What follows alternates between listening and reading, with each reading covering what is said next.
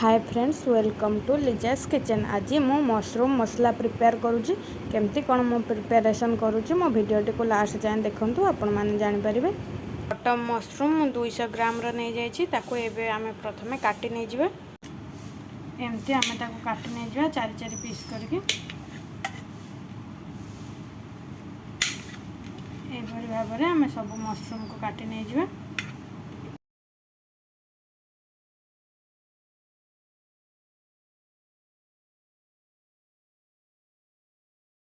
Mushroom सब आम एबे काटी सारीचे। एबे ताको आम हलदी पानी रे भल भाव में धोई नहीं जावा। गोटे कैप्सिकम को मुझे साइज काटी नहीं जाइए। एबे आम कढ़ई रे तेल दे देथिले। आम तेल गरम हो गलानी। कैप्सिकम को हल्का भाजी नहीं जावा। तेल गरम हो गलानी। मु गोटे पियाज को एमती पतला पतला करी काटिकी रखी ताको एबे तेल रे दे देबा। पियाज को एबे हल्का भाजी नहीं जावा। बेसी गोल्डन ब्राउन करवा पर्यंत रखानी। हल्का भाजी नहीं जावा गोटे मिनट में। हल्का भाजी हो गलानी। से आम गोटे चमच लंका गुंड दे दो। टिके लंका गुंड को भाजी नहीं जावा। से अदा रसुण पेस्ट कर रखी ताकू दे देबा। मसला को टिके कषि नहीं जावा भल से।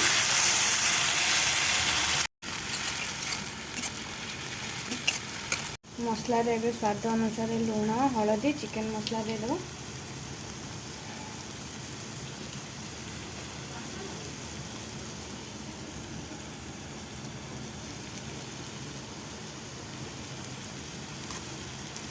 कषि नहीं जावा मसला को भल भाव में।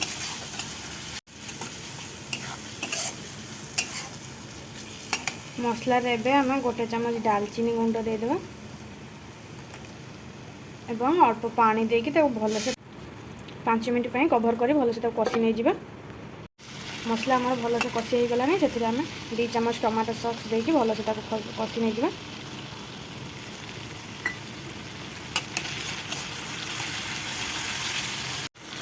मसला आमर रेडी हो गलानी। एबे से आम मशरूम को जो हलदी पानी धोईकी रखिले ताकू दे देबा। एबे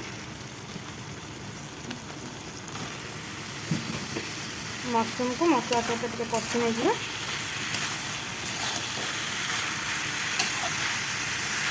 पानी एथिरे जमा देदेनी कहीं मशरूम जो आमर पानी बाहर।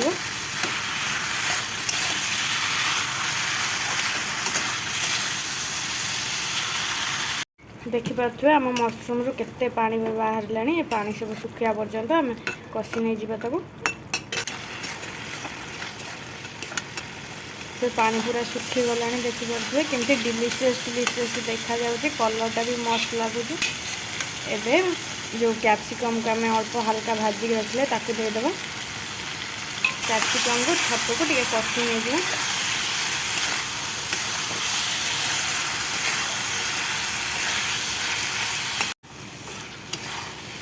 एबे से आम अल्प पानी दे देबा।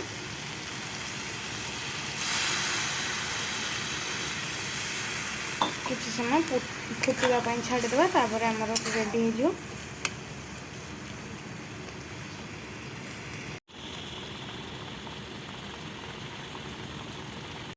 पानी सुखी जाइए देखिपे। एबे आमर रेडी हो जाइए। ऊपर अल्प गरम मसला दे देबा।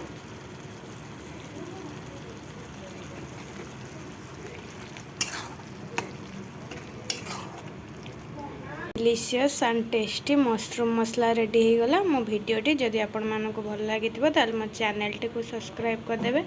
लाइक कमेंट शेयर करने को जमार भी भूलबेनी।